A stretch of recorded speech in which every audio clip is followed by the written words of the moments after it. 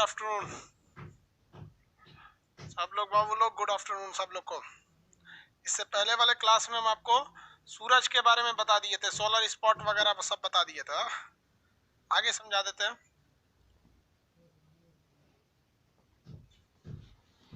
हाँ, server down, चलिए देखिए ध्यान से बाबू। सोलर स्पॉट के बारे में बताए थे। आज आपको सोलर मैक्सिमा, मिनिमा और चुंबकीय झंझावात यानी मैग्नेटिक आर्क के बारे में समझा देते हैं। बाबू देखिए, सूरज का जो भाग था ये हम इसे आंतरिक परत के हिसाब से बांटे थे, तो इसे हम लोग 3 भाग में बांटे थे। ये क्या था, इसका कोर था और इसके अंदर ये रेडिएटिव जोन था, रेडिएटिव जोन, इसके इधर कन्वेक्टिव जोन, इसके अंदर क्या बने थे सब, सेल बने थे लोग। वो सेल सब किसके थे, सब हाइड्रोजन के सेल थे सब। यहाँ से ब्लैक सोलर स्पॉट बनना चालू हुआ था। सोलर स्पॉट 0 डिग्री से लेके 40 डिग्री तक बनते थे सब सोलर स्पॉट। अब जरा ध्यान से देखिएगा, सोलर स्पॉट का जो साइज होता है ना, सोलर स्पॉट का साइज वो विषुवत रेखा के पास बड़ा होता है। विषुवत रेखा मतलब सूर्य का विषुवत रेखा, और 40 डिग्री के पास जो होते हैं सब वो छोटे साइज के होते हैं सब। तो सोलर स्पॉट जो होते हैं ना, सोलर स्पॉट, ये जो स्पॉट है, सन स्पॉट कहिए या सोलर स्पॉट कहिए, बात तो बराबर है। सन स्पॉट, ये दो बात, दोनों में कोई तो अंतर है नहीं। अब आप में मन में एक सवाल आएगा कि सर ये सोलर स्पॉट जो बीच में बन रहा है यानी 0 डिग्री के पास, इसका साइज बड़ा है, और जबकि जो 40 डिग्री के पास बन रहा है इसका साइज छोटा है। तो आप खुद से सोचिए ना कि सूर्य एक गोला के समान है, यही है ना। इसमें मेन जो आग निकल रहा है, मेन जो विस्फोट हो रहा है, न्यूक्लियर संलयन हो रहा है, वो कहाँ हो रहा है, बीच में हो रहा है। तो इसके बीच वाले कोर वाले हिस्सा में हो रहा है, आग तो वहीं से निकल रही है ना, कोर वाले हिस्से में से। अब ये जब 0 डिग्री के पास पहुंचेगा तो यहाँ करीब पहुंच जाता है, यानी किसी भी गोले का गोला अगर लेते हैं तो उसका केंद्रीय भाग में एनर्जी ज्यादा रहती है।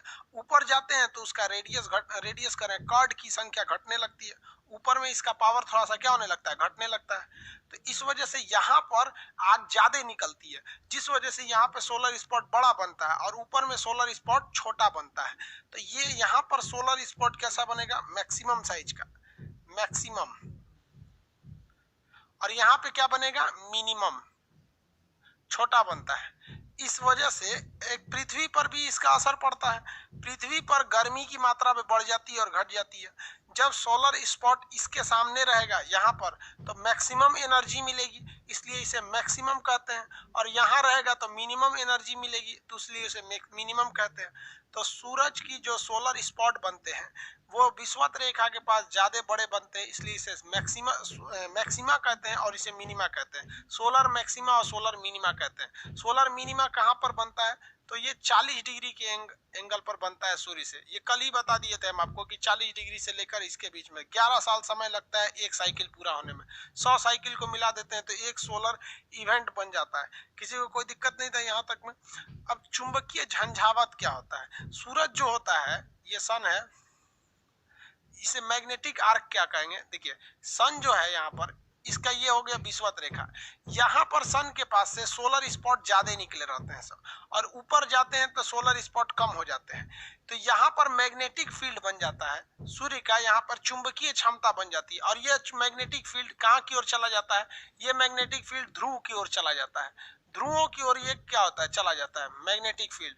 कहीं भी मैग्नेटिक फील्ड इसका पोल को खींचता है, क्योंकि आपको भी पता है कि चुंबक कैसा होता है, नॉर्थ पोल और साउथ पोल की तरह होता है चुंबक, नॉर्थ पोल और साउथ पोल। तो कहीं भी मैग्नेट रहेगा कहाँ खींच लेगा, वो नॉर्थ पोल की ओर क्या कर लेता है, खींच लेता है। मैग्नेट नॉर्थ पोल की ओर खींच लेता है। वही हाल होता है सूरज में भी। सूरज में जहां कहीं भी ब्लैक स्पॉट बनता है वहां मैग्नेटिक फील्ड बन जाता है, लेकिन वो मैग्नेटिक फील्ड कहाँ चला जाता है, ध्रुवों की ओर चला जाता है। इसे हम लोग चुंबकीय झंझावात या फिर मैग्नेटिक आर्क कहते हैं। इसी वजह से पृथ्वी पर जो संचार होते हैं उसमें भी बाधा आती है, जो सैटेलाइट कम्युनिकेशन होती है या फिर रेडियो फ्रीक्वेंसी पे जो होती है उससे दिक्कत आती है, जिसे चुंबकीय झंझावात के नाम से जानते हैं। यह सोलर स्पॉट के कारण ही उत्पन्न होता है। सोलर स्पॉट जहां बनेंगे, सौर ज्वाला जहां से निकलेगी वहां पे चुंबकीय क्षमता भयानक बहुत तेज हो जाती है, जो ध्रुवों की ओर ज्यादा आकर्षित होती है। इसे हम मैग्नेटिक आर्क कहते हैं। और इसके कारण जो पृथ्वी पर वातावरण में या फिर जो टेलीकम्युनिकेशन फोन पे बात करने या इंटरनेट फ्लक्चुएशन की घटना होती है, उसे चुंबकीय झंझावात के नाम से जाना जाता है। मैक्सिमा मिनिमा समझ में आ गया था आप लोग को। ये सूरज का कौन सा भाग था? आंतरिक भाग था। ये इंटरनल पार्ट था सूरज का। अब हम लोग को एक्सटर्नल पार्ट पढ़ना है। इंटरनल पार्ट इतना हो गया, एक्सटर्नल पार्ट के बारे में बताएंगे आपको।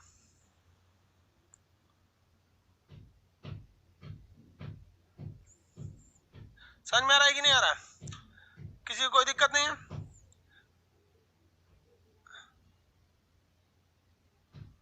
Ajay Singh, sir, dear sir, I am a soldier and high posted area and no network nowadays. I am on leave. चलिए भाई अजय सिंह जी, आप सोल्जर में हैं, इनका हाई पोस्टेड एरिया में।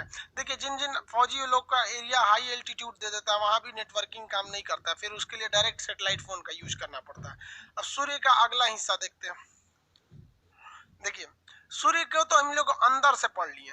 अंदर से अगर सूर्य को देखेंगे तो इसकी 3 परत मिलेगी। ये वाला हो जाएगा कोर, उसके बाद रेडिएटिव और उसका कन्वेंशन जोन, मतलब संवहन मंडल।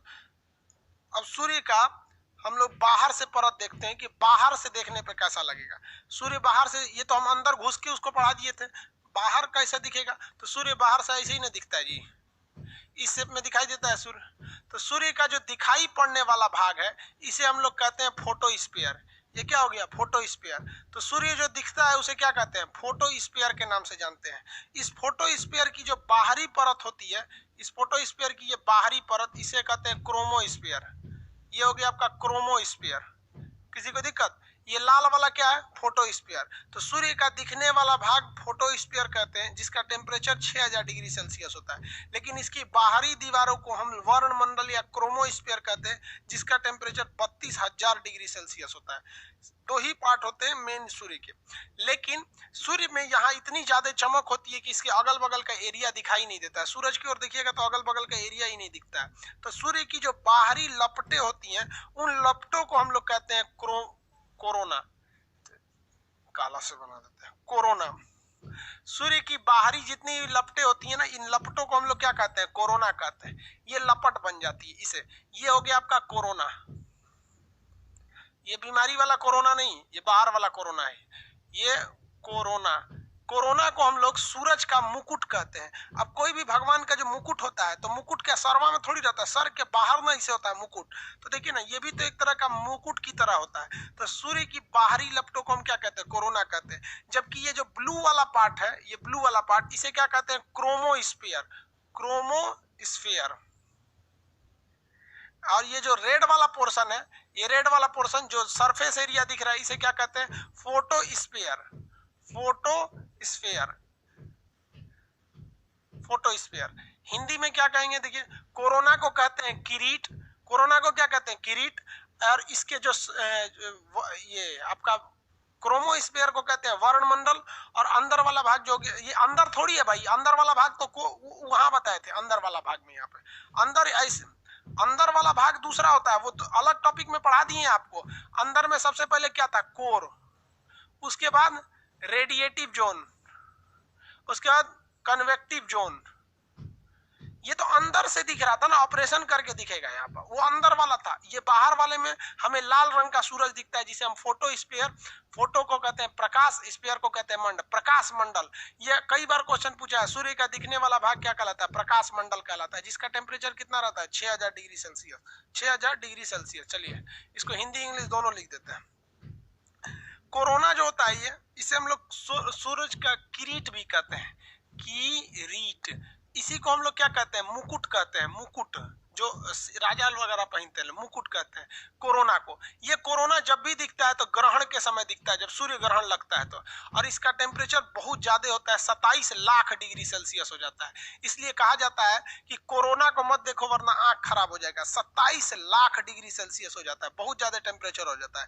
तो मैक्सिमम टेम्परेचर जो होता है सूर्य के जो बाहरी भाग है उसका ये होता है। और इसे इसमें दिखेगा, अंदर वाले में तो कोर का सोच रहा 15 मिलियन था, उसमें तो कमी नहीं। बाहर बाहर वाले भाग की बात करते हैं। तो ये हो गया कोरोना। कोरोना जब भी दिखेगा तो याद रखिएगा ग्रहण के समय ही दिखता है। ग्रहण कैसे लगता है वो अलग टॉपिक है। ग्रहण के समय क्या होता है देखिए ध्यान से, जब कभी भी बाकी के पार्ट ढक लिए जाए, जैसे यहाँ देखिए आपके लिए हम ये वाला पार्ट ढक लिए हैं, सूर्य का हम प्रकाश मंडल ढक लिए हैं, अभी आपको क्या दिख रहा है, ध्यान दीजिए तो आपको क्या दिख रहा है, अभी केवल बाहरी लपटें दिखाई दे रही हैं। तो इन्हीं को हम लोग कहते हैं कोरोना या क्रीट। ग्रहण के समय यही मुख्य रूप से दिखाई देती है, इसको नहीं देखना चाहिए क्योंकि इसका टेम्परेचर 27 लाख डिग्री सेल्सियस होता है। समझ में आ गया कि नहीं आ गया, किसी को कोई दिक्कत नहीं। लाल वाला पोर्शन क्या चीज है, वो है प्रकाश मंडल। लाल वाला पोर्शन प्रकाश मंडल है। ये रेड वाला पोर्शन कौन सा है, प्रकाश मंडल है, यही दिखता है, इसे हम लोग प्रकाश मंडल के नाम से जानते हैं। प्रकाश मंडल हो गया, प्रकाश मंडल, फोटो स्फीयर यानी प्रकाश मंडल। अब ये इसका टेम्परेचर लगभग 32,000 डिग्री सेल्सियस होता है, इसका भी टेम्परेचर ज्यादा होता है। ये हो गया 32,000 नहीं होता है, इसका 6,000 डिग्री सेल्सियस होता है, 6,000 डिग्री सेल्सियस। और इसकी लपटें जो होती हैं यहाँ तक छोटी लपटें, इसे क्रोमोस्फीयर यानी वर्णमंडल कहते हैं। वर्णमंडल, इसका टेम्परेचर जो होता है ये 32,000 डिग्री होता है, 32,000 डिग्री। तो सबसे कम टेम्परेचर जो इसका दिखाई पड़ने वाला भाग है उससे सटा हुआ भाग क्रोमोस्फीयर, लपटों को क्या कोरोना हो गया। यहाँ पर 3 पार्ट होते हैं, तीनों पार्ट आराम से याद रखेंगे, बाहर से 3 पार्ट, अंदर से 3 पार्ट, 6 पार्ट हो गया सूरज का। अब सूरज में कौन कौन से तत्व पाए जाते हैं इसकी चर्चा कर लेते हैं। सूरज की तो बनावट हो गया, इसमें नाभिकीय संलयन होता है, हाइड्रोजन हीलियम में बदल जाता है, हो गया।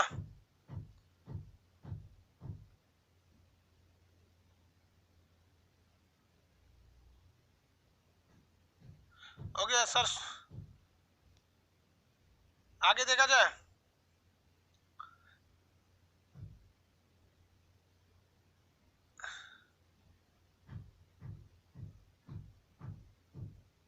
भाई आप त्रिपुरा से हैं, आपको हिंदी पढ़ने नहीं आता है, हिंदी पढ़ने नहीं आता है, हिंदी नहीं पढ़ने आता तो इंग्लिश देखिए लिखे हुए हैं यहाँ पर। त्रिपुरा वो वेस्ट साइड में, हिंदी नहीं आता है, देखिए इंग्लिश लिखे हुए हैं भाई। अब हिंदी पढ़ने भी नहीं आएगा तो उस तरह तो क्या करेंगे, तो फिर कंप्लीट इंग्लिश लिखेंगे तो यहाँ हिंदी वाले सबको बाउंस कर जाएगा, इसलिए दोनों लिख दिए यहाँ पर। अब इसके अंदर मटेरियल देखिए आप, इसके अंदर नाभिकीय संलयन, न्यूक्लियर फ्यूजन होता है, जैसे हाइड्रोजन बम में होता है, कोई एक चीज दूसरे चीज में बदल जाती है। तो इसमें नाभिकीय क्या होता है भैया, संलयन की क्रिया होती है। तो आपको पता है संलयन और किस अवस्था में होता है, प्लाज्मा में। हाइड्रोजन जो होता है किस में बदलता है भैया, हीलियम में। हाइड्रोजन इसका बदल जाता है हीलियम में। इसके पास 75% हाइड्रोजन है, 75% हाइड्रोजन है, और बाकी बचा 25% में ना, तो 24% हीलियम है, 24% हीलियम है, और 1% बच गया ना। देखिए 1% में बाकी चीजें हैं, कार्बन है, आयरन है, ये सब चीजें बाकी चीजें, लेकिन मेनली 75% हाइड्रोजन और 24% हीलियम। अगर आप ऐसे 75 और 25 भी याद कर लेते तो भी कोई दिक्कत नहीं है। सन में सबसे ज्यादा मात्रा में हाइड्रोजन है 75%, उसके बाद हीलियम है 24%। हीलियम कितना परसेंट है, 24%, और हाइड्रोजन कितना परसेंट है, 75% हाइड्रोजन की मात्रा है। सन में हाइड्रोजन की मात्रा कितने परसेंट है, 75%। तो ये तो इसकी मात्रा हो गई। कल कोई लड़का भी पूछ रहे थे सर इनकी मात्रा बता दीजिए, आप ये समझ में आ गया। अब इसकी तुलना दे देता है कि आप सन से, पृथ्वी से इसकी क्या करेंगे, तुलना कीजिए। पृथ्वी से अब इनकी तुलना करके देख लेते हैं। तो पृथ्वी तो भाई साहब बहुत छोटी है ना, पृथ्वी इसमें बहुत छोटी है। पीडीएफ टाइप करके देते हैं, पीडीएफ, ठीक है भाई, पीडीएफ टाइप करा दीजिएगा जी। ज्योग्राफी का पीडीएफ हाथ से नहीं, क्योंकि इसका शुरुआत का कुछ पेज जो है ना वो पीडीएफ का थोड़ा सा धुंधला हो गया है। बाकी आगे का अगर पेज देखेंगे ना तो ठीक है, लेकिन शुरुआत का पेज थोड़ा सा धुंधला हो गया है। समझ में आया कि नहीं आ गया। देखिए ये पृथ्वी समझिए, ब्लू कलर का बना दे रहे हैं, पृथ्वी, पृथ्वी है। तो पृथ्वी का जितना डायमीटर है ना, व्यास, पृथ्वी का जितना व्यास है उससे 109 गुना बड़ा व्यास किसका है, सन का है। कितना गुना है, 109 गुना है। पृथ्वी के व्यास से 109 गुना बड़ा व्यास किसका है बउआ, सन का है। तो जब भी कहेगा व्यास कितना गुना है, 109 गुना है। व्यास मतलब समझते हैं डायमीटर, जितना डायमीटर पृथ्वी का है उससे 109 गुना ये है।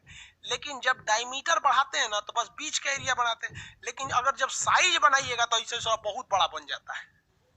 तो भले डायमीटर 109 गुना है, लेकिन पूरा ओवरऑल अगर इसका मास बनाइएगा तो 3 लाख 3,32,000 गुना है, 3,32,000 गुना, यानी डायमीटर तो 109 गुना है, डायमीटर 109 गुना है, लेकिन उसका पूरा वो बनाएंगे तो और ज्यादा बड़ा होगा। अब बहुत से लोगों को बाउंस कर गया होगा, तो देखिए भैया बाउंस क्या करा रहे हैं आप लोग। अगर हम कोई इतनी छोटी रस्सी ले लेते हैं और इससे एक गोला बनाते हैं तो ये गोला इतना बड़ा बन जाएगा। तो रस्सी लेते समय समझ में आया था कि इतना बड़ा एरिया कब्जा कर लेंगे, और वही इतनी बड़ी अगर रस्सी ले लें तो आपको पता है, आपको दिखने में ये रस्सी छोटी लगेगी, लेकिन इससे गोला बनाएंगे तो बोर्ड पे नहीं हटेगा। देखिए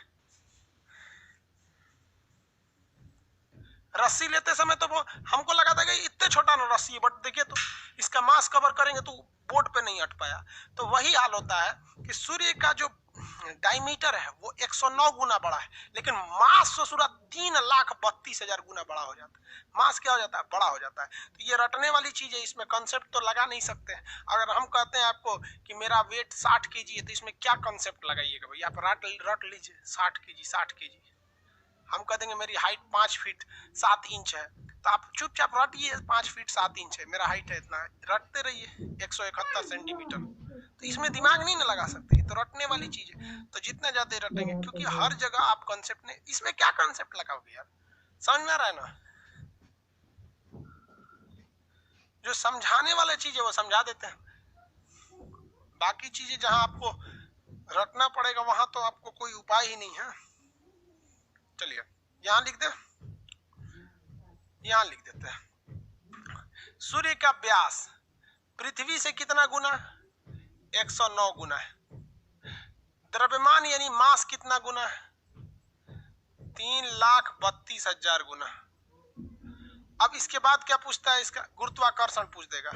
गुरुत्वाकर्षण, गुरुत्व पूछ देगा। गुरुत्वाकर्षण या गुरुत्व की बात करेंगे तो जितना बड़ा कोई चीज रहता है ना, उसका गुरुत्वाकर्षण उतना ही ज्यादा रहता है। तो गुरुत्वाकर्षण जो होता है ना, किसी भी चीज का, बड़े चीज का गुरुत्वाकर्षण क्या रहता है?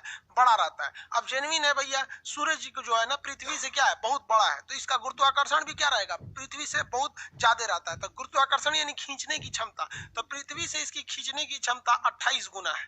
कितना गुना है? 28 गुना है। 28 गुना है। जितना तेज पृथ्वी खींचती है ना किसी चीज को, उससे ज्यादा तगड़ा खींच लेता है आपका कौन सा चीज? सूरज खींच लेता है। अगर डेंसिटी की बात करेंगे, घनत्व की, घनत्व मतलब क्या होता है? डेंसिटी, डेंसिटी, डेंसिटी पृथ्वी सूर्य की जो है ना वो 20 गुनी है। कितनी है? 20 गुनी है। 20 गुना। अब इसमें दो क्वेश्चन पूछता है, आप याद रखिए, हम दोनों लिख देते, जैसा जैसा पूछता है हम यहाँ बताते जाते हैं। 20 गुना। जो पृथ्वी है ना, पृथ्वी की जो डेंसिटी है, अर्थ की जो डेंसिटी है वो लगभग 5 है। तो इसका 20 गुना करिएगा तो सन का कितना आ जाएगा? 100 है। तो दोनों क्वेश्चन पूछता है कि सन का घनत्व है कितना? तो सन का घनत्व है 100 ग्राम पर सेंटीमीटर क्यूब, मतलब कितना घना है। जबकि पृथ्वी से तुलना करा के पूछता है तो 20 गुना होता है। ये पूछता नहीं है यहाँ पे, दो ही चीज पूछते हैं सर यहाँ पे, देखिएगा ये एग्जाम में यही पूछता है, डेंसिटी नहीं पूछता है। डेंसिटी पूछेगा तो फिर सन अलग से भले इसका पूछ देगा। डेंसिटी मतलब क्या होता है? घनत्व, कितना ज्यादा घना है। तो सूर्य तो बहुत ज्यादा घना है, 20 गुना होता है। इस पे कितनी एनर्जी निकलती है? 10 के पावर 26 जूल। पूरी जगह पे 10 के पावर 26 जूल इससे क्या निकलती है? एनर्जी निकलती है। 10 के पावर 26 जूल एनर्जी प्रति सेकंड निकलती है। सूर्य से निकलने वाली ऊर्जा 10 के पावर 26 जूल एनर्जी पर सेकंड निकलती है। एनर्जी। रोटेशन इसका देखेंगे, रोटेशन, सूरज कैसे घूमता है? जैसे पृथ्वी घूमती है वैसे ही रोटेशन पूछता है इसका। तो इसका रोटेशन जो होता है पश्चिम से पूरब दिशा में होता है। सूर्य का रोटेशन पश्चिम से पूरब दिशा में। पश्चिम मतलब होता है वेस्ट, पूरब मतलब होता है ईस्ट। तो इसका डायरेक्शन जो होता है वेस्ट यानी पश्चिम, वेस्ट यानी पश्चिम से किस डायरेक्शन में घूमता है? ईस्ट यानी पूरब दिशा में, पूरब। अब आप बताओ भाई इसमें क्या कॉन्सेप्ट हम समझाएंगे आपको? ये याद रहेगा तो ठीक है, नहीं याद रहेगा तो गड़बड़ हो जाएगा। इसलिए आप ये वाली चीज तो कम से कम जरूर याद रखिएगा कि इसका व्यास यानी डायमीटर 109 गुना होता है, लेकिन ओवरऑल मास की बात करेंगे तो 3,32,000 गुना हो जाता है। खींचने की क्षमता 28 गुनी हो जाती है इसकी। डेंसिटी 20 गुना यानी 100 हो जाता है। मास कितना एनर्जी निकलता है? तो 10 के पावर 26 जूल पर सेकंड एनर्जी निकलता है। कैसे घूमता है? तो वेस्ट से ईस्ट घूमता है, पश्चिम से पूरब घूमता है। सूरज पश्चिम से कैसे घूमता है? पूरब घूमता है। यहाँ पे समझ में आ रहा है कि नहीं आ रहा है? किसी को कोई दिक्कत है? लेकिन यहाँ एक अजीब सा कॉन्सेप्ट है, उसे समझिएगा। सूरज क्या ठोस अवस्था में है। जिस तरह से हम पृथ्वी पर चलते हैं ऐसे सूरज पे चल पाएंगे। सपोज कि हम एक कोई कपड़ा पहन लिए और वो कपड़ा टेम्परेचर बर्दाश्त कर लेगा, सूरज का टेम्परेचर बर्दाश्त कर लेगा, तो हम सूरज पर अगर लैंडिंग कर दे तो उस पर चल पाएंगे? बताइए, सूरज पे चल पाएंगे कि नहीं?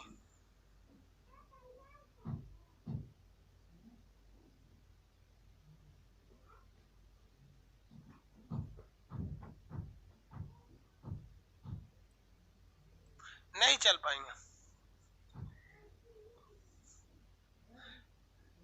नहीं चल पाएंगे, उस पे सूरज पे चल ही नहीं पाएंगे। क्यों? क्योंकि वो प्लाज्मा अवस्था में, प्लाज्मा अवस्था में होता है। तो जब भी कोई चीज प्लाज्मा अवस्था में रहेगी भाई, तो उसका हर एक पार्ट आपस में नहीं रहेगा। जैसे प्लाज्मा तो समझते हैं ना, लेई, वो लेई बना देंगे। तो यही प्रॉब्लम हो जाता है सूरज के साथ में। सूरज जो है वो प्लाज्मा अवस्था में है, तो इस वजह से उसका जो बीच वाला पोर्शन है, बीच वाला ये बड़ा भाग बीच वाला ये अलग घूमता है और इसका बाहरी भाग वो अलग घूम जाता है। ध्यान से देखिए, तो इसका पिछला भाग यानी विषुवत रेखा वाला भाग वो जल्दी घूम जाता है, और जो ध्रुव वाला भाग है वो देर से घूमता है। अपना चक्कर थोड़ा सा क्या करते हैं, देर से लगाते हैं। तो कहेगा कि इसका विषुवत रेखीय भाग, जो मतलब ये नहीं, जो बीच का भाग है सूर्य का विषुवत रेखीय भाग, एक चक्कर कितना में लगाता है? तो बीच वाला भाग एक चक्कर 25 दिन में लगा देता है, और ऊपर वाला भाग जो है ना, एक चक्कर लगाने में 31 दिन का समय लगता है। तो ये बीच वाला भाग कितने में? 25 दिन में लगा देता है, 25 दिन में। और रेड वाला पार्ट कितने दिन? 31 दिन में। ये समझ में नहीं आ रहा होगा आप लोग को। देखिए, सूरज जो होता है वो आपस में कनेक्ट नहीं है पृथ्वी की तरह, ठोस नहीं है। वो एक लेई के समान है, आटा के समान है, गोला। तो उसका बीच वाला पार्ट जो है ना जल्दी घूम जाता है, चक्कर क्या करता है, जल्दी लगा लेता है, और ऊपर वाला भाग थोड़ा देर में चक्कर लगाता है। तो विषुवत रेखीय भाग चक्कर कितने में लगा लेता है? 25 दिन में एक चक्कर पूरा कर देता है। और ऊपर वाला जो भाग है, ध्रुवीय भाग, वो 31 दिन समय लगाता है, क्योंकि वो प्लाज्मा अवस्था में कोई हिस्सा किधर घूम रहा है, कोई कहीं घूम रहा है, कोई कहीं घूम रहा है। जिस तरह पानी को हौड़ दीजिएगा तो एक साथ थोड़ी घूमता है, तो वो सॉलिड अवस्था में नहीं है, सूर्य प्लाज्मा अवस्था में रहता है। तो ये याद करने की चीज है बाबू, इसमें कंसेप्ट आपका कुछ भी नहीं काम करेगा। समझ में आ गया?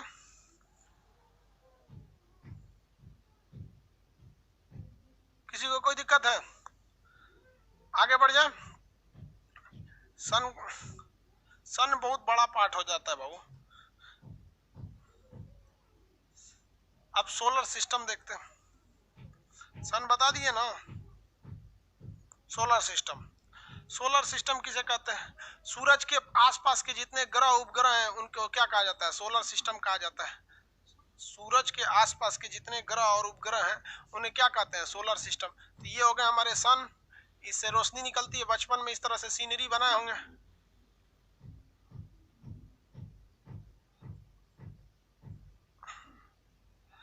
इस टाइप की सीनरी बनाए थे ना। ले क्या हो गया जी, ये क्या नीला रंग का कैसे आ गया? कुछ दबाए तो नीला हो गया। ये हो गया सूर्य। सूर्य के बारे में बता दिए। सूरज क्या है? एक तारा है। अब ग्रहों के बारे में कहते हैं, ग्रह किसे कहा जाता है? तो देखिए, ग्रह उसे कहते हैं जिसके पास अपना कोई हीट यानी अपनी कोई उष्मा और अपना कोई लाइट नहीं होता है। तो वैसा टेरेस्ट्रियल बॉडी, वैसा पिंड जिसके पास अपना ना कोई हीट है। देखिए, सूरज के लिए 3 चीजें। ये ग्रह की परिभाषा बता रहे हैं। ग्रह को इंग्लिश में क्या कहते हैं? प्लैनेट। प्लैनेट। इनके पास अपनी कोई हीट नहीं होती है, अपनी कोई लाइट नहीं होती है, दोनों नहीं होता है। तो भाई जिस मार्कर से हम लिख रहे हैं इसके पास भी कोई हीट नहीं है और ना इसके पास कोई लाइट है। तो मेरा मार्कर वो ग्रह हो गया। नहीं हो जाएगा? एक तो और कोई ना कोई परिभाषा रखिएगा ना जिसपे ये नहीं, तो यही ग्रह हो जाएगा। कि देखो भाई, ये जो थरिया कटोरा है, इसके पास भी ना अपना लाइट है ना अपना कोई प्रकृति हीट है इसके पास। तो ना ये हीट दे रहा है ना ये लाइट दे रहा है, तो इसको भी ग्रह मान दे। थरिया कटोरा सब ग्रह हो जाए, ऐसा नहीं है भाई। देखिए, और दूसरा क्या है कि ये किसी न किसी तारा का चक्कर लगाएगा। तारा का क्या करेगा? चक्कर लगाएगा। सूरज भी क्या है? एक तारा है। सूरज क्या है? एक तारा है, हमारा सबसे निकटतम तारा है। तो ये चक्कर लगाएंगे। तो मेरा मार्कर ग्रह है, देखिए पहला दूसरा से तो लग रहा था ग्रह है, क्योंकि हीट भी नहीं है, लाइट भी नहीं है, लेकिन ये किसी तारे का चक्कर नहीं लगाता, चुपचाप छोड़ दीजिए, चक्कर नहीं लगा रहा। तो वैसे आकाशीय पिंड जो 3 नियमों का पालन करते हैं, हम उसे ग्रह बोल सकते हैं, जिनके पास अपना हाइट, अपना क्या हो, हीट हो, अपना हीट हो, न लाइट हो, न तारे और तारे का क्या करे, चक्कर लगाए। यहाँ तारा से मतलब किस चीज से, सन से। तारा ब्रैकेट में क्या लिख देते हैं, सूर्य लिख दे। एक और शर्त है, का चक्कर लगा रहा, चक्कर लगा रहा, क्या चक्कर लगा। दूसरा शर्त, आकार में बड़ा हो। आकार क्या होना चाहिए, बड़ा होना चाहिए। बड़ा किससे बड़ा होना चाहिए ये आगे बताएंगे।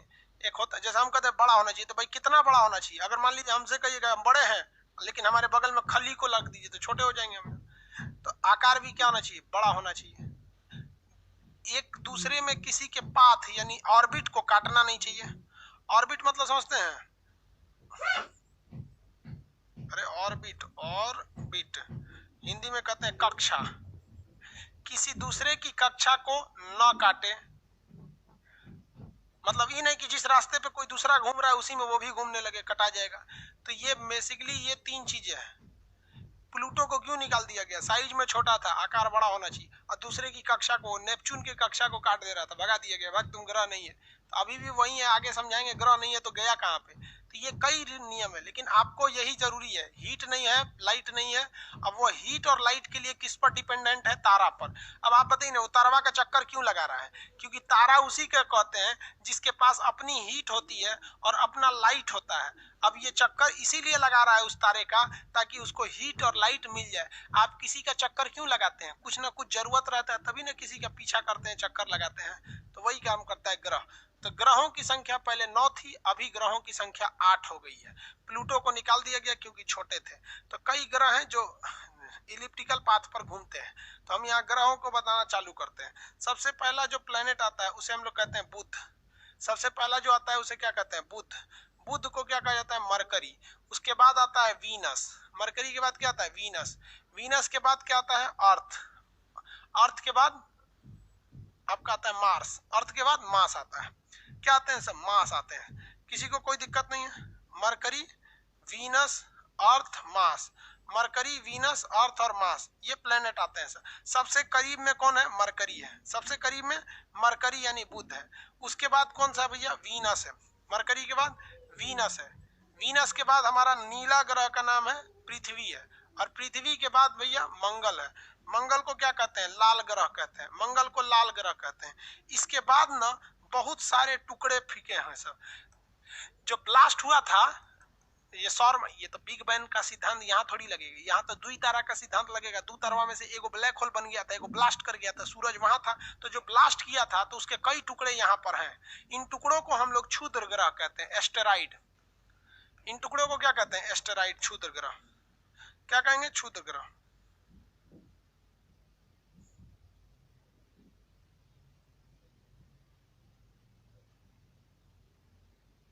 क्षुद्र ग्रह। क्षुद्र ग्रह के बाद आता है आपका बृहस्पति, जुपिटर। अभी इतना ही रहते हैं, ये बहुत बड़े ग्रह हैं, जुपिटर। उसके बाद Saturn, Uranus, Neptune. Jupiter, Saturn, Uranus, Neptune. पहले अभी इतना समझिए, एक एक करके समझाते हैं। अभी तो ड्राइंग बनाए हैं, समझाए कहाँ है। आपको 8 ग्रह दिखेंगे। इस 8 ग्रह में अगर आप देखेंगे ना, तो एक बाउंड्री बनाता है जिसका नाम है क्षुद्र ग्रह। ये बाउंड्री बनाते हैं। इस बाउंड्री के 4 ग्रह उस साइड में है और 4 इस साइड में है। तो इधर वाले 4 ग्रह और इधर वाले 4 ग्रह, 4-4 का ग्रुप है। इन्हें कहा जाता है आउटर प्लेनेट, बाह्य ग्रह, क्योंकि ये इस क्षुद्र ग्रह की पेटी के उस साइड है।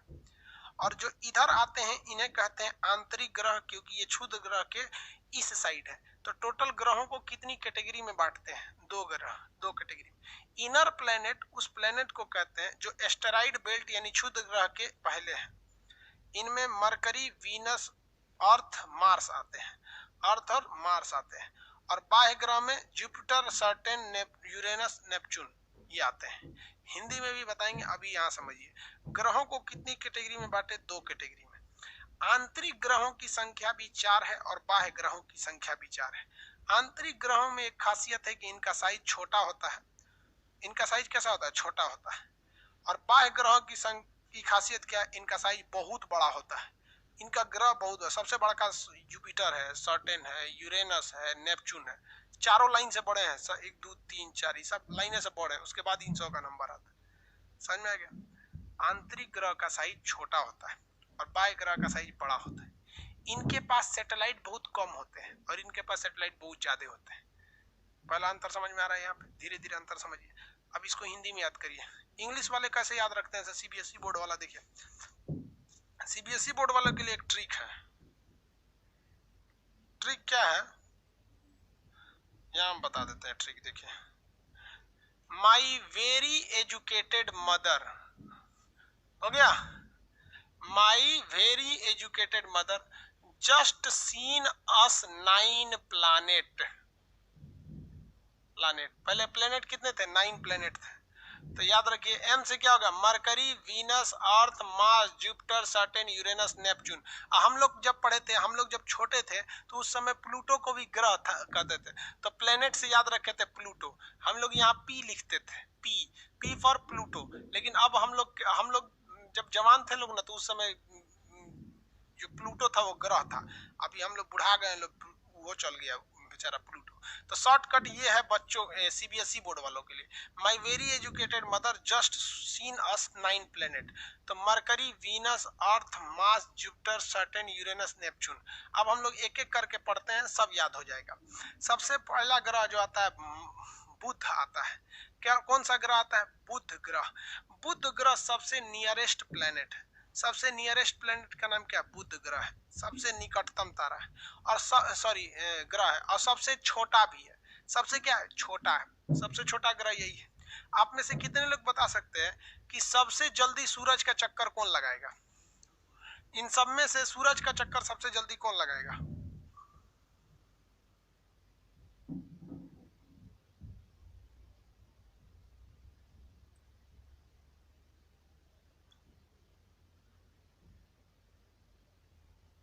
हो गया? मार्स। Very good. क्यों? क्योंकि भैया वो सूरज के पास ही है। धाए दे चक्कर लगा लेगा, तुरंत क्या करेगा? चक्कर लगा लेगा। इसमें कितने लोग बता सकते हैं सबसे गर्म कौन होगा? मरकरी गर्म होगा, मार्स नहीं, मरकरी। सबसे जल्दी मरकरी गर्म होगा कि वीनस गर्म होगा? सबसे ज्यादा टेम्परेचर किसका होगा? मरकरी का या वीनस का? ज्यादा टेम्परेचर किसका होगा? मरकरी या वीनस? आंसर दीजिए, मरकरी या वीनस? ज्यादा टेम्परेचर किसका? मरकरी या वीनस?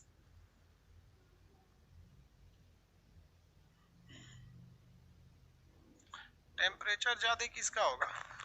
देखिए, ज्यादा टेम्परेचर जो है वो वीनस का है, मरकरी का नहीं है। आगे इसका रीजन बताएंगे क्यों। अब पहले हम लोग मरकरी के बारे में समझते हैं। मरकरी जो ग्रह है, ये मरकरी यानी वीनस, सॉरी मरकरी यानी हिंदी में बुध ग्रह। बुध ग्रह सबसे क्षुद्रतम यानी छोटा है, तीव्रतम यानी सबसे तेज घूम के चक्कर लगाता है, निकटतम यानी सबसे करीब है। तो क्वेश्चन आएगा सब निकटतम, क्षुद्रतम, तीव्रतम। निकटतम, क्षुद्रतम, तीव्रतम किसे कहते हैं? तो वो बुध को कहते हैं, यानी मरकरी को कहा जाता है। ये सबसे छोटा ग्रह है। कैसा है? सबसे छोटा। इसके बाहर चारों ओर हवा नहीं पाया जाता है। हवा मिलने से जिंदगी नहीं हो जाती है, उस हवा में ऑक्सीजन रहना चाहिए। जैसे आपके आगे धुआं कर देंगे, लकड़ी उकड़ी जला देंगे, आप उसमें सांस ले पाएंगे? नहीं, क्योंकि उसमें कार्बन मोनोऑक्साइड गैस है, कार्बन डाइऑक्साइड गैस है, मीथेन गैस है, लेकिन ऑक्सीजन नहीं है। तो वायुमंडल कहने का सेंस, एटमॉस्फेयर कहने का सेंस हवा रहना चाहिए, कुछ भी रहे। जैसे हमारी वायुमंडल में कौन मारा ऑक्सीजन ज्यादा है? 21% है, बाकी तो नाइट्रोजन भरा हुआ है। तो हमको बाकी हवा आए कोई दिक्कत नहीं है, लेकिन ऑक्सीजन भी आना चाहिए।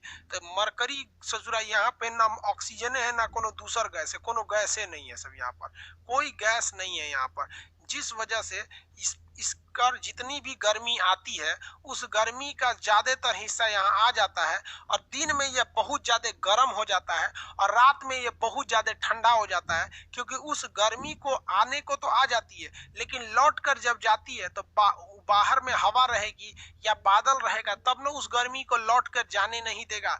इसलिए दिन में तो गर्मी आ जाती है और रात में सारी गर्मी इसको छोड़कर चली जाती है। तो क्वेश्चन कहेगा कि सबसे ज्यादा टेम्परेचर में डिफरेंस देखा जाता है वो किस प्लेनेट पे देखा जाता है। तो आप देखिएगा ना, हमारे प्लेनेट अर्थ पर ज्यादा डिफरेंस नहीं देखने को मिलता है। दिन में अगर गर्मी है तो ऐसा नहीं है कि रतिया में आप रजाई ओढ़ने लगिएगा, रतियों में गर्मी लगेगा पंखा चलाइएगा। और ठंडी में ऐसा नहीं है कि दिन में रजाई ओढ़ के कांप रहे थे रतिया में एसी चला लेंगे, नहीं होगा ऐसे। हम लोग के यहाँ टेम्परेचर में ज्यादा का डिफरेंस नहीं होता है दिन और रात में। दिन और रात के टेम्परेचर में 10 से 20 डिग्री का टेम्परेचर में अंतर आएगा। अगर मान लीजिए दिन में 40 डिग्री है तो रात में आपका 20 डिग्री हो जाएगा, ज्यादा अंतर नहीं आता है। लेकिन यहाँ पर बहुत ज्यादा अंतर आ जाता है। यहाँ पर दिन में टेम्परेचर हो जाता है 480 डिग्री सेल्सियस, ससुरा कहीं का, यहाँ आदमी खौल के मर जाएगा। और रात में यहाँ पर टेम्परेचर -120 डिग्री हो जाता है, ठंडा के मर जाएंगे। तो सबसे ज्यादा जो टेम्परेचर में डिफरेंस देखने को मिलता है वो मार्स पर देखने को मिलता है, यानी बुध ग्रह पर। यानी सर्वाधिक तापांतर वाला ग्रह कौन सा है? बुध ग्रह है। सबसे ज्यादा टेम्परेचर डिफरेंस इसी में देखने को मिलता है। इस वजह से यहाँ जिंदगी तो संभव ही नहीं है। जिन दिन के समय 480 डिग्री सेल्सियस जर के मर जाइएगा, रात में -120 वाला भुजा ठंडा के मर जाइएगा। इसी वजह से इसे सबसे ज्यादा गर्म ग्रह नहीं कहते, क्योंकि यह उष्मा तो लेता है और रात में गंवा देता है। समझ में आ गया? अब बात करते हैं वीनस की। वीनस के ग्रह पे हवा है, लेकिन वो हवा कार्बन डाइऑक्साइड की है, CO2 है। तो हम CO2 सांस थोड़े ना ले सकते हैं यार। हवा रहने का मतलब ये नहीं कि हम जिंदा रह जाएंगे। वायुमंडल तो हर एक ग्रह पर है, मतलब इस पे बहुत कम है, इस पे तो वायुमंडल नहीं है, बाकी सब पर वायुमंडल है। लेकिन उस वायुमंडल में ऑक्सीजन नहीं है, इस वजह से हम वहां नहीं जी पाते हैं। आगे देखिए, इसके पास CO2 की मात्रा बहुत ज्यादा है। CO2 कार्बन डाइऑक्साइड कहता है कि जितना गर्मी आना है आ जाओ, लेकिन हम तुम्हें वापस जाने नहीं देंगे। इसलिए यह सेकंड नंबर पर होने के बावजूद, यह सबसे ज्यादा गर्म है, क्योंकि जितनी एनर्जी आती है ऊर्जा के रूप में, उस सारी ऊर्जा को यह सोख कर रख लेता है और जाने ही नहीं देता है। ऊर्जा को सोख के रख लेता है और जाने नहीं देता है, वापस जाने नहीं देता है। अब एक बात बताइए, कोई आदमी 100 रुपया कमा रहा है और 90 रुपया खर्चा कर दिया, जैसे बुध की तरह, खूब ज्यादा एनर्जी आया, सब बहवा दिया। तो 100 रुपया कमा रहा है, 90 रुपया उड़ा दिया, तो बचा कितना? 10 रुपया ना। अब मान लीजिए कोई आदमी है वीनस की तरह है, यानी शुक्र ग्रह की तरह, 50 रुपया कमा रहा है, सोचा 50 का 50 बचा ले रहा है, तो अमीर यही ना हो जाएगा। तो ये सेकंड नंबर पे होने के बावजूद सबसे ज्यादा गर्म ग्रह किसे कहते हैं? वीनस को कहते हैं, क्योंकि वीनस के पास वायुमंडल है, लेकिन उस वायुमंडल में ऑक्सीजन नहीं है, इसलिए हम जिंदा नहीं रह सकते हैं। लेकिन उस वायुमंडल में CO2 की मात्रा है, जिस वजह से इसका टेम्परेचर बहुत ज्यादा बढ़ जाता है। क्वेश्चन आया था एक बार कि किस ग्रह को प्रेशर कुकर कहा जाता है? तो वीनस को प्रेशर कुकर कहा जाता है, क्योंकि गर्मी आ जाती है, निकल नहीं पाता है। कुकर में भी तो यही होता है, नीचे से गर्मी देते हैं, ऊपर से सीटी चाप दीजिए तो गर्मियां निकल ही नहीं पाता है। सीटी हटाएंगे तभी ना गर्मी निकलता है, तो यहाँ चाप देता है। तो इस पे भी जिंदगी की कोई संभावना नहीं है। वहां से सूर्य गर्म होकर मरिएगा, फिर रात में ठंडा के मरिएगा।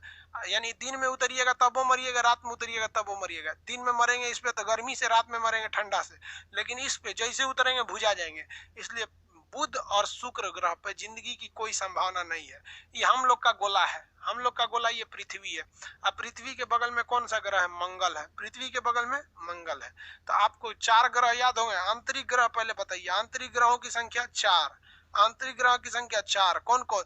बुध शुक्र पृथ्वी मंगल, बुध शुक्र पृथ्वी मंगल। 4 ग्रह बताइए आंतरिक ग्रह, बुध शुक्र पृथ्वी मंगल। और 4 बाह्य ग्रह बताइए, बृहस्पति शनि अरुण वरुण, बृहस्पति शनि अरुण वरुण, बृहस्पति शनि अरुण वरुण, याद रहेगा। बृहस्पति शनि अरुण वरुण। सबसे बड़ा इधर वाले बड़े होते हैं, इधर वाले छोटे होते हैं। इनके पास उपग्रह ज्यादा होता है, इनके पास उपग्रह कम होता है। किसी को कोई दिक्कत नहीं है। ग्रहों की संख्या वर्तमान में कितनी है? 8 ग्रहों की संख्या 8। सबसे गर्म ग्रह किसे कहा जाता है? सबसे ज्यादा गर्म ग्रह किसे कहते हैं? शुक्र ग्रह को कहा जाता है। प्रेशर कुकर वाला ग्रह शुक्र ग्रह को कहा जाता है। अब बताइए, कोई भी चीज गर्म रहेगा तो चमकेगा कि नहीं चमकेगा? तो सबसे ज्यादा कौन चमकता है इसमें? शुक्र ग्रह चमकता है। तो शुक्र ग्रह क्या होता है? सबसे चमकीला ग्रह शुक्र ग्रह को कहा जाता है। शुक्र ग्रह को क्या कहते हैं? चमकीला ग्रह कहा जाता है। इसीलिए इसे पूरे सौर मंडल में सबसे सुंदर ग्रह माना गया है। पूरे सौर मंडल की इसे परी कहा जाता है, सौर मंडल की रानी कहा जाता है। तो सौर मंडल का परी शुक्र ग्रह, सौर मंडल की रानी शुक्र ग्रह, सबसे चमकीला ग्रह शुक्र ग्रह, सबसे सुंदर ग्रह शुक्र ग्रह, सबसे गर्म ग्रह शुक्र ग्रह, पृथ्वी के जैसे ही दिखने वाली शुक्र ग्रह। इसलिए पृथ्वी की जुड़वा बहन शुक्र ग्रह, पृथ्वी की जुड़िया नानी शुक्र ग्रह, पृथ्वी का सहोदर शुक्र ग्रह, पृथ्वी का तारा शुक्र ग्रह, भोर का तारा शुक्र ग्रह क्योंकि चमकता है भोर में, सांझ का तारा शुक्र ग्रह। कुछ पूछे शुक्र ग्रह, सब कुछ पूछेगा शुक्र ग्रह। पूछ देगा कि रात की रानी तो मार देगा शुक्र ग्रह, गलत हो जाएगा। रात की रानी चंद्रमा है। बाकी कुछ पूछे शुक्र ग्रह को लटका देना। सिंपल है, धीरे धीरे इसको आगे बढ़ेंगे लोग। यहाँ पे इसको पढ़ने में यहाँ से यहाँ तक 3 दिन लग जाएगा।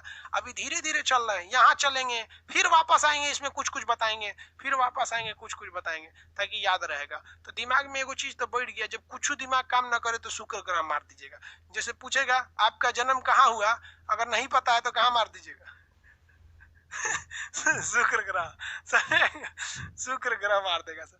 देखिए ज्योतिष के हिसाब से कहा गया है, जिस लड़के का दाहिना हाथ, देखिए ध्यान से, यहाँ देखो भाई, यहाँ ध्यान दीजिए, जिस लड़के का दाहिना हाथ, यहाँ पर दाहिना हाथ की ये हथेली, ये अंगूठा जहाँ जुड़ा रहता है ना, ये अंगूठा, तो अंगूठा देखिए यहाँ पे मेरा सपाट दिख रहा है, यहाँ प्लेन दिख रहा होगा, अंगूठा एकदम प्लेन दिख रहा है। ये वाला पोर्शन देखिए ध्यान से, ये वाला पोर्शन, ये अंगूठा का ये हथेली जो यहाँ से जुड़ा रहता है, ये मेरा एकदम प्लेन दिख रहा है, बराबर, एकदम एकदम बराबर। लेकिन कुछ लोग का ये उठा हुआ रहता है, कुछ लोग की ये हाथ हथेली ऐसे उठी हुई रहती है। यहाँ पर अंगूठा जहाँ आके जुड़ा है ना, अंगूठा जहाँ आकर जुड़ा है, देखो भैया ये वाला पोर्शन, अंगूठा यहाँ आके जुड़ा है। किसी लोग में ये ना मांस यहाँ का उठा रहता है, ये मांस क्या रहता है, उठा रहता है। तो जिसका ये मांस उठा रहता है, ज्योतिष में कहा जाता है कि उसका शुक्र ग्रह मजबूत है, और जिसका शुक्र ग्रह मजबूत रहता है वो लड़की बड़ी जल्दी पटा लेता है, वो उसको हमेशा उसको चक्कर पकड़ खोजते रहता है। तो अपना अपना देखो लोग भैया, जिसका ज्यादा उठा रहता है तो उसका समझ जाओ कि उसको बहुत लड़की पसंद आती है, सब चक्कर पकड़ वो बहुत ज्यादा करता है। ये ज्योतिष में बोला है भैया, फिजिक्स में इसमें ज्योग्राफी में नहीं बोला है। हम ज्योग्राफी के सत्यता की गारंटी लेते हैं, लेकिन ज्योतिष की कोई गारंटी नहीं लेते हैं। हमको ज्योतिष पर पहले से ही संदेह था, कोरोना ने उस संदेह को और गहरा दिया, क्योंकि हिंदुस्तान में सबसे ज्यादा ज्योतिष रहता है। सब कोनो को नहीं पता अभी तक कि कोरोना कब खत्म होगा। खुद ज्योतिष इंतजार कर रहा है सब, वैक्सीन कब आएगा, हम ज्योतिष का दुकान खोलेंगे। अभी बहुत ज्योतिष डरा हुआ है, दुकान नहीं खोल रहा है क्योंकि उसका भंडा फूट जाएगा। तो ज्योतिष अलग चीज होती है यार, मानना है माना, नहीं मानना है मत मानो यार। सब अपना अपना चेक कर रहा है, सब हमरा से पटतो कि ना, अरे बकलोल कहीं का, नौकरी लो ना अपने से फंस जाएगी शुक्र ग्रह की बात। इसके बाद कौन सा है, पृथ्वी। आप बताइए, पृथ्वी का सहोदर शुक्र ग्रह, पृथ्वी की भगिनी शुक्र ग्रह, पृथ्वी का भतीजा शुक्र ग्रह, पृथ्वी की सौतन शुक्र ग्रह, पृथ्वी की जुड़वा बहन शुक्र ग्रह, सांझ का तारा शुक्र ग्रह, भोर का तारा शुक्र ग्रह, चमकीला ग्रह शुक्र ग्रह, गर्म ग्रह शुक्र ग्रह, सुंदर ग्रह शुक्र ग्रह, सौर मंडल की परी शुक्र ग्रह। कुछ उठा के थमा दीजिए किसको, शुक्र ग्रह को। सबसे गर्म ग्रह शुक्र ग्रह, सबसे नजदीकी गर्म ग्रह, अरे तब तो बुध होगा ना, बुध सबसे नजदीकी, बुध सबसे जल्दी तेज घूमने वाला बुध। ये समझ में आ गया। सेकंड थर्ड नंबर पे कौन सा आती है, पृथ्वी आती है, पृथ्वी। अब एक चीज ध्यान दीजिएगा, बहुत साल पहले, क्या चीज, बहुत साल पहले इस बुध ग्रह का एक उपग्रह था, शुक्र ग्रह का भी उपग्रह था। अब ये उपग्रह क्या होते हैं, क्या होते हैं उपग्रह। उपग्रह उसे कहते हैं जो किसी ग्रह का चक्कर लगाता है, ग्रह उसे कहते हैं जो सूर्य का चक्कर लगाए, लेकिन उपग्रह उसे कहते हैं जो किसी ग्रह के चारों ओर घूमने लगता है। तो बहुत साल पहले, एस्ट्रोनॉमी में बहुत साल का मतलब करोड़ साल, तो बहुत साल पहले बुध के पास भी उपग्रह थे, शुक्र के पास भी उपग्रह थे, लेकिन सूरज इनके उपग्रहों को लील गया। लील जाने का मतलब समझते, घोट गया, खींच लिया, क्योंकि उसका गुरुत्वाकर्षण ज्यादा है। उपग्रह जो होते हैं साइज में छोटे होते हैं, इसलिए ये घिंचा गए सब, और ग्रह जो होते हैं साइज में बड़े होते हैं, इसलिए ग्रहवा नहीं घिंचा पाया, बच गया। किसी को दिक्कत तो कहेगा कि कौन से ऐसे ग्रह हैं जिनके पास अपना उपग्रह नहीं है, तो बुध और शुक्र के पास अपना उपग्रह नहीं है। इनका उपग्रह क्या हो गया, तो सूरज मामा लेके घोट गए। पृथ्वी का उपग्रह है चंद्रमा, क्योंकि चंद्रमा जो है थोड़ा सा बड़ा भी है और थोड़ा दूरी पर भी है, ये थोड़ा सा ज्यादा दूरी पे है, इसलिए ये उसको खींच नहीं पाया है। नहीं तो चंद्रमा को भी खींच लेता ना, तो रात में तो फुल टू क्या हो जाता, अंधेरा, और तब बहुत चीजें नहीं होती। लड़का कहता है कि चांद सी दुल्हन लाएंगे, लड़की सबको देखती है चलनी में, पति का चेहरा देखती है सब, पत्नी जो होती है करवा चौथ में पति का चेहरा देखती है, और गर्लफ्रेंड जो होती है वो छन्नी में देखती है पत्नी जो है वो उसमें देखती है, चलनी में देखती है। समझ में आ गया नहीं? तो सब चांद खत्म हो गया रहता, बवाले खत्म हो गया रहता। समझ में आ गया कि नहीं गया? और आपको पता है हिंदू धर्म का जो कैलेंडर है वो चंद्रमा पर आधारित है, मुस्लिम धर्म का जो कैलेंडर है वो चंद्रमा पर आधारित है। जो कैलेंडर चंद्रमा पर आधारित रहते हैं उन कैलेंडरों से उनका जो त्योहार होता है वो त्योहार आगे पीछे घसक जाता है। इसलिए हिंदू का त्योहार हमेशा आगे पीछे घसक जाएगा। कभी दिवाली महीने के शुरू में हो जाएगा, कभी लास्ट में हो जाएगा, कभी होली मार्च शुरुआते में हो जाएगा, कभी लास्ट में चल जाएगा। लेकिन जो त्योहार सूर्य पर आधारित होते हैं, जो कैलेंडर सूर्य पर आधारित होते हैं वो चेंज नहीं होते हैं।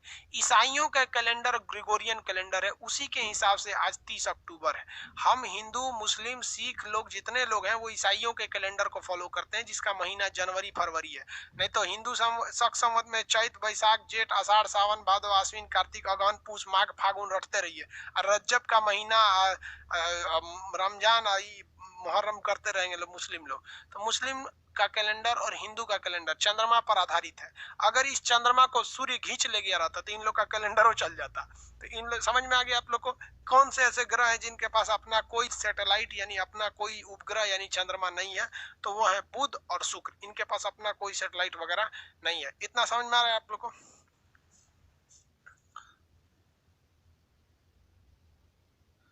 चलिए अब क्या करे भाई, सोलर सिस्टम में रात दिन होता है? अरे बकलोलवा, सोलर सिस्टम में पूरा हैकरा में पूछ रहा है रात दिन होता है। हमको दुनिया से क्या मतलब, हम पृथ्वी पे बताएंगे ना रात दिन होता है, हर ग्रह पे रात दिन होता है, यहाँ भी होता है, यहाँ भी होता है, यहाँ पूरे सोलर सिस्टम पे रात दिन होता है, लेकिन दूसरे गोला पे कोई रहता नहीं है। आज के लिए इतना ही रहने देते हैं, नेक्स्ट क्लास में समझाएंगे, जब तक आप लोग इसको अच्छे से रिवाइज करते रहेंगे, ठीक है? बाकी क्लास में अब आपको ग्रहों के बारे में बताएंगे। जब ग्रह कंप्लीट हो जाएंगे तो फिर हम पृथ्वी पे उतर जाएंगे, चंद्रमा पढ़ा के पृथ्वी पे उतर जाएंगे, उसके बाद पृथ्वी को पढ़ना चालू कर देंगे। आज के लिए इतना ही, मिलेंगे नेक्स्ट क्लास में। जय हिंद।